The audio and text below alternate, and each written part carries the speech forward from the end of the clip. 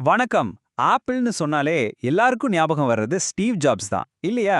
ஆனா ஆப்பிளோட முதல் கம்ப்யூட்டர்களுக்கு பின்னாடி இருந்த உண்மையான மூளை ஸ்டீவ் ஓஸ்னியாக். ஜாப்ஸோட நிழல்லையே இருந்ததால பலருக்கும் தெரியாத, ஆனா டெக்னாலஜி உலகத்தையே புரட்டி போட்டு இந்த ஜீனியஸோட செம்ம இன்ட்ரெஸ்டிங்கான கதையை தான் நாம இன்னைக்கு பார்க்க போறோம். வாங்க, அவரோட ஒரு சூப்பரான கோட்ல இருந்து ஆரம்பிக்கலாம். அந்த கம்ப்யூட்டர் எவ்வளவு காசு போகும்னு எனக்கு கவலை இல்ல, நான் அதை கண்டிப்பா செஞ்சிருப்பேன். ஆனா அது பயங்கரமான விலைக்கு போச்சு. இத பாத்தீங்களா? இதுதாங்க வோஸ்னியாக். அதாவது காசுக்காக இல்ல, ஒரு விஷயத்த உருவாக்குறதுல இருக்கிற அந்த சந்தோஷத்துக்காக மட்டுமே வேலை செய்யற ஒரு ஆள். இந்த ஒரு லைன் தான் அவரோட மொத்த கதைக்குமே பேஸ்மெண்ட். அப்போ நம்ம மனசுல வர்ற கேள்வி இதுதான். சும்மா ஒரு ஜாலிக்கு, ஒரு ஃபன்னுக்காக ஒரு விஷயத்தை உருவாக்குறோம்னு வைங்க. ஆனா அது தற்செயலா அந்த உலகத்தையே மாத்திடுச்சுன்னா என்ன ஆகும்? ஓஸ்னியாக்கோட இந்த பயணத்துல இருந்து நாம என்ன கத்துக்கலாம்னு வாங்க பார்க்கலாம். தி விசார்ட் ஆஃப் ஓஸ், அதாவது ஓஸ்ங்கிற மந்திரமாதி.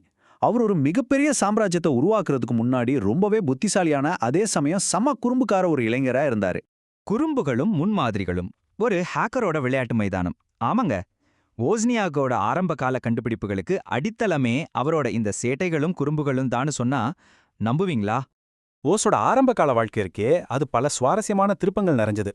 பாருங்க, 1969ல காலேஜ் கம்ப்யூட்டரை ஹேக் பண்ணனதுக்காக யூனிவர்சிட்டியை விட்டே தூக்கிட்டாங்க. ஆனா 2 வருஷத்துல, அதாவது 1971ல ஒரு நண்பர் மூலமா ஸ்டீவ் ஜாப்ஸை சந்திக்கிறாரு. அதே வருஷம் அவரோட முதல் கம்ப்யூட்டரான கிரீம் சோடாவையும் டிசைன் பண்றாரு. அது மட்டும் இல்ல, ஒரு மேகசின்ல படிச்சதை வச்சு அவரோட முதல் ப்ளூ பாக்ஸையும் உருவாக்குறாரு. பாருங்க, ஒரு பக்கம் வெளியேற்றம், இன்னொரு பக்கம் புது சந்திப்புகள், புது கண்டுபிடிப்புகள். அப்போ அந்த ப்ளூ பாக்ஸ்னா என்ன? அது ஒரு சின்ன டிவைஸ். ஃபோன் ஆபரேட்டர் சிக்னல்களை அப்படியே காப்பி அடிச்சு நீங்க ஃப்ரீயா லாங் டிஸ்டன்ஸ் கால்ஸ் பேசலாம். இது ஒரு குறும்புத்தனமான கண்டுபிடிப்பா இருந்தாலும், இதுதான் வாஸ்னியாக் மற்றும் ஜாப்ஸோட பிசினஸ். ரொம்ப காம்ப்ளெக்ஸான சர்க்கியூட்களை ஒரு சின்ன பெட்டிக்குள்ள அடக்குற அந்த சவால் இருக்கு. அதுதான் பிற்காலத்துல ஆப்பிள் ஒன் கம்ப்யூட்டரை உருவாக்குறதுக்கு ஒரு பெரிய லெசனா இருந்துச்சு. ஸ்டீவ் ஜாப்ஸே சொன்ன மாதிரி, அந்த ப்ளூ பாக்ஸ் மட்டும் இல்லனா இன்னைக்கு ஆப்பிள்னே ஒன்னு இருந்திருக்காது. போஸோட குறும்புக்கு ஒரு அளவு வேண்டாமா?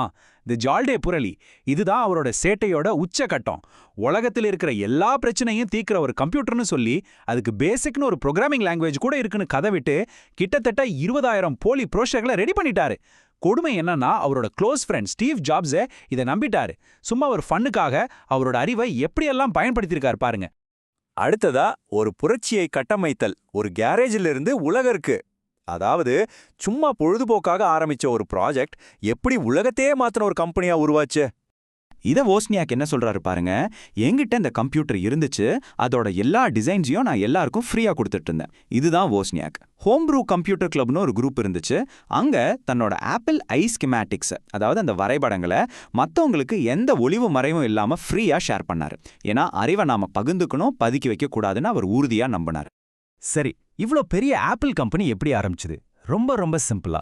ஓஸ்னியாக் அவருக்கு ரொம்ப பிடிச்ச HP சயின்டிஃபிக் கால்குலேட்டரை வித்தாரு. ஜாப்ஸ் அவரோட வோக்ஸ்வேகன் வேனை வித்தாரு.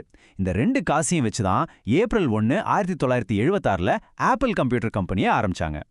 யோசிச்சு பாருங்க, தங்களோட கனவு மேல எவ்ளோ பெரிய நம்பிக்கை இருந்திருந்தா இப்படி செஞ்சிருப்பாங்க.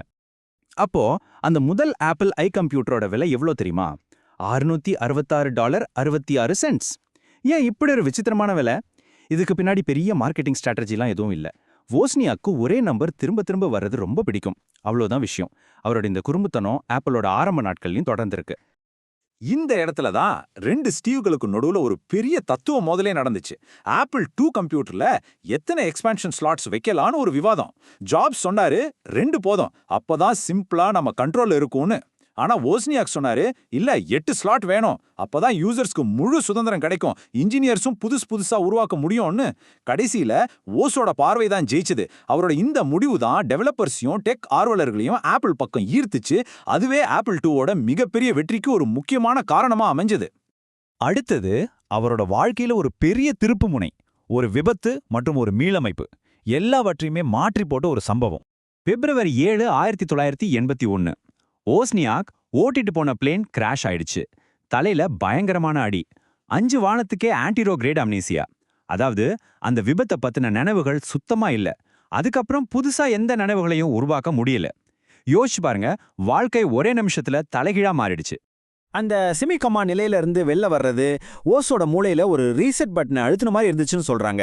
அவருக்கு எல்லாத்தையும் புதுசா ஆரம்பிக்கணும்னு தோணுச்சு. அந்த விபத்து அவரை ஆப்பிள் இருந்து கொஞ்சம் தள்ளி நிறுத்தி அவரோட உண்மையான ஆசைகள் என்ன, எது அவருக்கு நிஜமான சந்தோஷத்தை கொடுக்குதுன்னு மறுபடியும் தேட வச்சது. சரி, அதுக்கப்புறம் என்ன ஆச்சு? மீண்டும் மகிழ்ச்சியை கண்டறிதல். ஆப்பிளுக்கு பிந்தைய மறுமலர்ச்சி. ஆப்பிளை விட்டு வெளியே வந்த பிறகு வாஸ்னியாக்கு எப்படி மறுபடியும் அவரோட முதல் காதலான அந்த வேடிக்கை, கல்வி, அப்புறம் புதுசா உருவாக்குறதுக்குள்ள திரும்பினாருன்னு பார்க்கலாம்.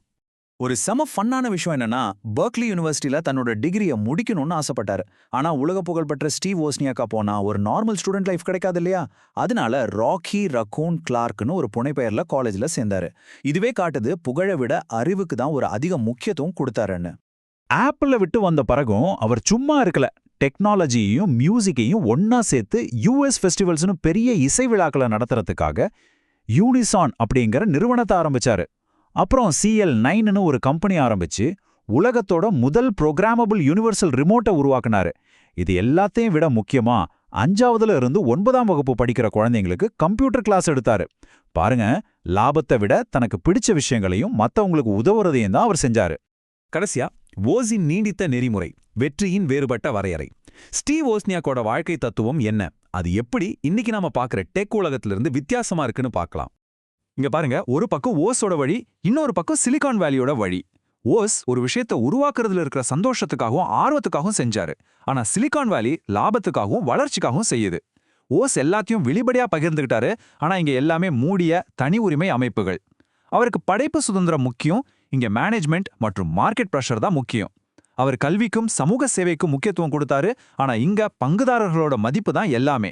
எவ்வளவு பெரிய வித்தியாசம் பாத்தீங்களா? நான் பணத்துக்கு பக்கத்துல இருக்க விரும்பல, ஏன்னா அது நம்மளோட மதிப்புகளை கெடுத்துடும். இது அவரோட வார்த்தைகள். இது சும்மா பேச்சுக்கு இல்ல. ஆப்பிளோட ஆரம்ப காலத்துல கம்பெனி மேல நம்பிக்கை வச்சு உழைச்ச ஊழியர்களுக்கு தன்னோட சொந்த பங்குகள்ல இருந்து $10 மில்லியன் மதிப்புள்ள பங்குகளை பிரிச்சு கொடுத்தாரு. இது அவரோட பெரிய மனசை காட்டுது. அப்போ கடைசியா உங்ககிட்ட ஒரு கேள்வி. இன்னைக்கு டெக் ஜாமாவான்களும் ஏஐயும் கோலோச்சிட்டு இருக்கிற இந்த காலகட்டத்துல வாஸோட வழிக்கு, அதாவது லாபத்தை மட்டும் பார்க்காம சந்தோஷத்துக்காக உருவாக்குற அந்த வழிக்கு இன்னும் இடம் இருக்கா? நீங்க என்ன நினைக்கிறீங்க?